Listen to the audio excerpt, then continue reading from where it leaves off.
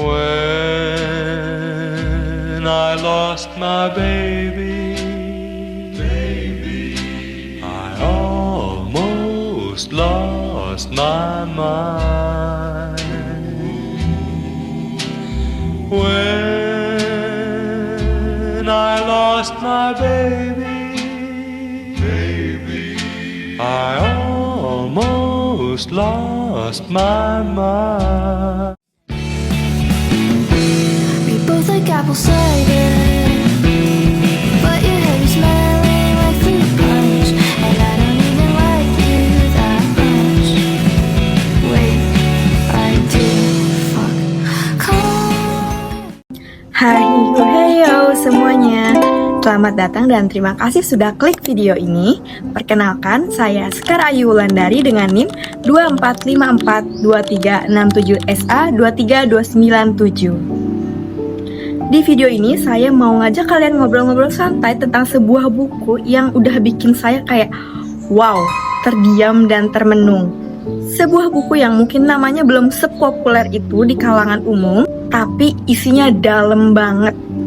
Judulnya Dora Bruder, dari penulis yang meraih Nobel Sastra yaitu Patrick Modiano. Coba kalian bayangin, ada seseorang yang seluruh kisah hidupnya dan seluruh kenangannya nyaris hilang begitu aja, hampir gak ada. Dan kalian bayangin juga seorang penulis yang rela menghabiskan waktunya bertahun-tahun untuk menelusuri jejak hidup satu orang ini yang nyaris dilupain sama sejarah. Lewat buku ini, Modiano berusaha untuk menghidupkan kembali eksistensi seseorang yang bernama Dora Bruder. Seorang gadis yang berusia 15 tahun yang hidup di Paris pada tahun 1941. Nah, di video ini akan menjelaskan kenapa pencarian Modiano ini penting banget dan kenapa buku ini layak untuk dibaca. So, jangan kemana-mana, stay tune!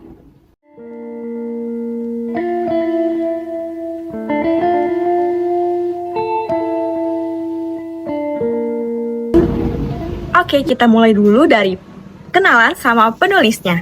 Patrick Modiano adalah seseorang yang berasal dari Prancis dan ia ini terkenal banget dengan tulisan-tulisannya yang bertemakan La Mémoire, l'identité, dan kondisi Paris pada Perang Dunia II yang meninggalkan banyak sekali luka.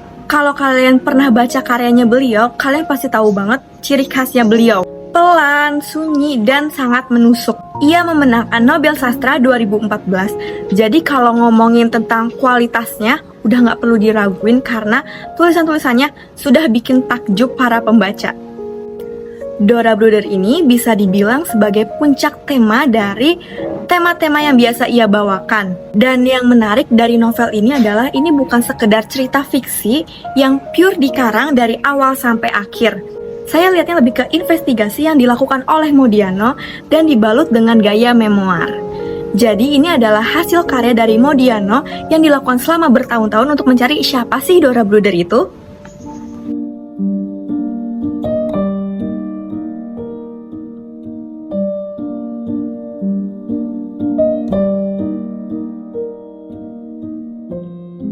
Oke, sebelum kita lanjut ke inti video yang membahas isi bukunya, saya mau mengingatkan kembali bahwa konteks novel ini adalah Paris pada masa pendudukan Nazi, yaitu sekitar tahun 1940-an. Dimana ini adalah masa-masa yang gelap, penuh ketakutan, dan semua orang, terutama kaum Yahudi, berada di bawah bayang-bayang ancaman.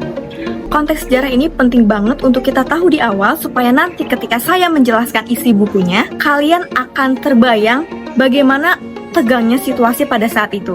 Karena bayangin aja, seorang anak perempuan yang berusia baru 15 tahun melarikan diri, dan kebetulan juga pada saat itu kan bulan Desember, dan itu adalah musim dingin. Bayangin aja anak sekecil itu di luar, kita nggak tahu dia sendirian atau enggak, kedinginan, ditambah pada saat itu pemerintah Jerman yang menduduki Paris memberlakukan suatu aturan, yaitu jam malam, dimana pada mulai jam 6 sudah masuk jam malam dan tidak boleh ada aktivitas di luar. Apabila ada seseorang yang melanggar aturan itu atau ketahuan berkeliaran di malam hari, akan ditangkap dan disekap ke camp-camp. Oke, dari latar belakang inilah kisah Dora Bruder dimulai. Saatnya bahas isi buku. Ayo kita mulai kronologi yang terjadi dalam novel ini. Kalian pasti bertanya-tanya, gimana cerita awal mulanya sih? Apa yang melatar belakangi Modiano untuk menulis buku ini? Sebenarnya ini simple banget alasannya. Semua cluenya berawal dari tahun 1988 ketika Modiano sedang berjalan-jalan di area jalanan Paris dan dia membaca sebuah iklan yang berada di sebuah surat kabar lama. Surat kabar itu bernama Paris Soir, edisi tahun 1941. Dan ini dia bentuk iklannya. Nah, iklannya ini nggak besar dan nggak panjang, cuman ada beberapa baris yang intinya adalah orang tua Dora Bruder ini mencari anaknya yang melarikan diri dari asrama biara. Seperti itu. Tapi bagi saya, iklan ini adalah kepikan kecil dari masa lalu yang akhirnya sampai ke Modiano dan membuat dia terobsesi menyelidikinya. Kalau ditanya, kenapa Dora Bruder melarikan diri? Itu misteri. Nggak ada yang tahu sama sekali. Kecuali dirinya sendiri dan mungkin Tuhan. Mungkin dia nggak betah, atau mungkin dia takut sama situasi di luar. Itu kita nggak ada yang tahu persisnya. Tapi Modiano tetap berambisi untuk mencari tahu kenapa Dora Bruder ini saat berusia 15 tahun nekat untuk kabur di situasi yang mencekam. Sekarang kita masuk ke tahap investigasi yang dilakukan oleh Patrick Modiano terhadap kisah kaburnya Dora Bruder ini. Setelah membaca iklan tersebut, Patrick Modiano ini bekerja seperti detektif. Dia keliling Paris, datengin alamat-alamatnya Dora, dia datang ke kantor polisi untuk mencari arsip-arsip, dan juga mencari data-data, daftar deportasi, pokoknya semua jejak yang tersisa. Dia berusaha, siapa tahu tuh kayak ada datanya si Dora ini di arsip-arsip tersebut. Dan kalau bisa dibilang, dia ini bukan cuma sekedar menulis, tapi kayak lagi nanggung beban sejarah di dirinya sendiri. Butuh waktu 4 tahun untuk Modiano mendapatkan tanggal lahir dari Dora, dan 2 tahun lagi untuk dia mendapatkan di mana Dora itu lahir. Lama sekali bukan? Hanya untuk sebuah tanggal lahir dan tempat lahir, dia membutuhkan waktu bertahun-tahun. Tapi Patrick Modiano ini gak nyerah dan terus berusaha untuk mendapatkan semua informasi mengenai Dora Bruder ini. Dan ending dari pencarian ini seperti yang kita duga, Dora adalah keturunan Yahudi yang memiliki nama lengkap Dora Bruder, lahir pada 26 Februari 1926 di Paris Distrik 8. Ayahnya, Ernest Bruder, lahir di Wina, Austria pada 25 Mei 1899, dan ibunya Cecil Burdej yang lahir di Budapest, Hungaria pada 17 April 1907. Nah, kedua orang tua dari Dora Bruder ini menikah pada 12 April 1924 saat usia ibunya baru menginjak 16 tahun. Selanjutnya, Dora masuk ke sekolah berasrama bernama Saint-Cour de Marie yang berlokasi di Rue de Picpus nomor 60 dan 62 pada 9 Mei 1940. Tak berselang lama, yaitu tepatnya pada 14 Desember 1941, baru 1,5 tahun dia berada di asrama tersebut, Dora melarikan diri. Sayangnya, Modiano nggak berhasil untuk dapetin informasi apapun selama Dora ini menghilang. Namun, dia baru mendapatkan sebuah informasi setelah dia mencari di arsip kepolisian. Faktanya yaitu pada 17 April 1942, Dora Bruder ini telah kembali ke rumah bersama ibunya. Tapi tak lama setelah itu, ibu dan anak ini ditangkap oleh pemerintah Jerman dan dibawa ke Camp Tuchel pada 19 Juni 1942. Tuchel sendiri bukan sekedar penjara, melainkan sebuah pusat tahanan yang menempati bekas tangsi infanteri kolonial. Lokasinya berada di Boulevard Mortier nomor 141 di kawasan Port de Lille.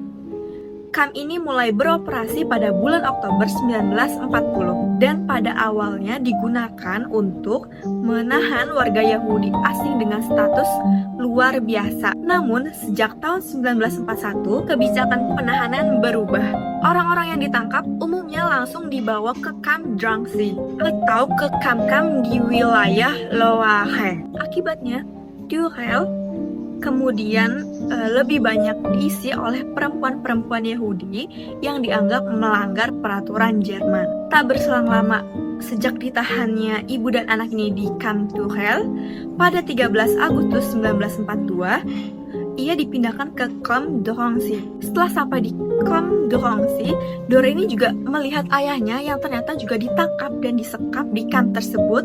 Dan setelah dicari tahu, ayahnya ini ternyata sudah masuk ke kamp itu 5 bulan lebih dulu daripada Dora pada 19 Maret 1942. Kemudian setelah dikirim ke Camp Drancy, para tahanan ini akhirnya dikirim lagi ke Camp Auschwitz. Dan setelah mereka masuk ke Camp Auschwitz, semua data tentang mereka hilang. Tema besar dalam buku ini adalah perlawanan terhadap lupa. Nah, ini bagian analisisnya. Di dalam buku ini, Dora Bruder bukan seorang Dora, melainkan adalah simbol dari ribuan orang yang namanya dihapus oleh sejarah. Perang itu kan seringnya cuma nunjukin statistik atau angka kayak korbannya berapa persen, yang hilang berapa persen. Nah, buku ini jadi media untuk Modiano seolah-olah bilang kayak, oke, saya nggak bisa mengubah apa yang terjadi, tapi saya bisa memastikan dia diingat. Ia ingin Dora kembali mendapatkan eksistensinya yang nyaris terhapus oleh kekejaman perang pada saat itu. Satu lagi yang saya suka, Modiano ini bikin kota Paris itu kerasa hidup banget. Saat dia jalan di suatu gang atau saat dia melihat bangunan tua, itu bukan cuma sebuah bangunan, tapi kayak saksi bisu dari masa hidup Dora di sana. Dan bagi saya sendiri, Modiano ini seperti sedang membaca kota ini. Ia nunjukin kalau Dora, seorang gadis yang lagi berusaha mencari jati diri dengan melarikan diri, ia sebenarnya meninggalkan jejak di mana-mana. Dan buku ini adalah upaya untuk menemukan cetakan kakinya di kota yang ramai ini. Oh iya, jangan lupa, Patrick Modiano ini juga sering untuk menyelipkan memoir pribadinya tentang masa kecilnya di Paris. Dan ini tuh bikin bukunya semakin personal dan kerasa banget dokumenter secara real gitu. Dia kayak membandingkan pengalamannya sebagai anak kecil di Paris dengan pengalaman Dora yang nyaris hilang. Oke, kalau ditanya apa sih kelebihan novel ini, yang bisa saya sampaikan mengenai kelebihan utama adalah novel ini tuh beneran bikin saya terkesan karena cara Modiano bercerita itu sunyi. Di dalam novel ini beneran gak ada drama yang berlebihan, tapi justru kesunyian itu yang bikin emosi kita sebagai pembaca kayak meledak di dalam.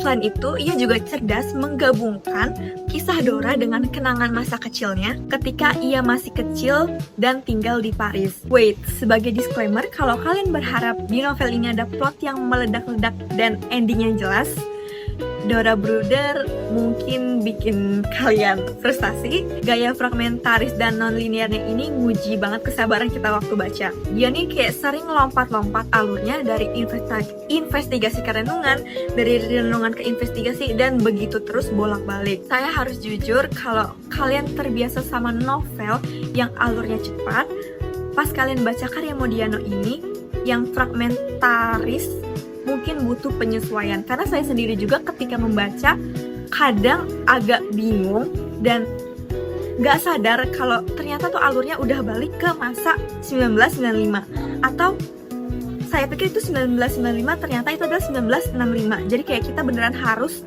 teliti dan fokus ketika membaca buku ini. Kalian juga harus siap bahwa ceritanya gak akan ngasih resolusi yang jelas, karena ya itu sesuai kenyataan dan kenyataannya memang seperti itu, gak ada kejelasan. Oke, jadi itu dia review mendalam dari saya tentang Dora Bruder. Pesan utamanya bagi saya adalah tanggung jawab untuk mengingat itu ada di tangan kita.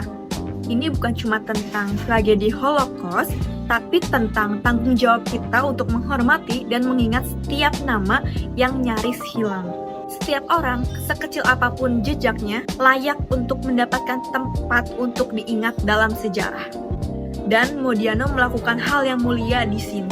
Saya sangat merekomendasikan buku ini, terutama buat teman-teman yang suka non-fiksi yang memaksa kita berpikir dan merenung ketika membaca isinya. Dan kalau kalian tertarik dengan sejarah personal atau mau baca buku yang beda dari biasanya, ini harus masuk list kalian sih. Siapkan diri kalian karena buku ini akan terus nempel di pikiran kalian. Itu dia review saya mengenai Dora Brude. Jadi gimana? Apakah kalian tertarik? Atau kalian sudah ada yang baca? Yuk kita ngobrol dan diskusi di kolom komentar di bawah. Terima kasih sudah menonton video ini sampai akhir. Sampai jumpa di video selanjutnya.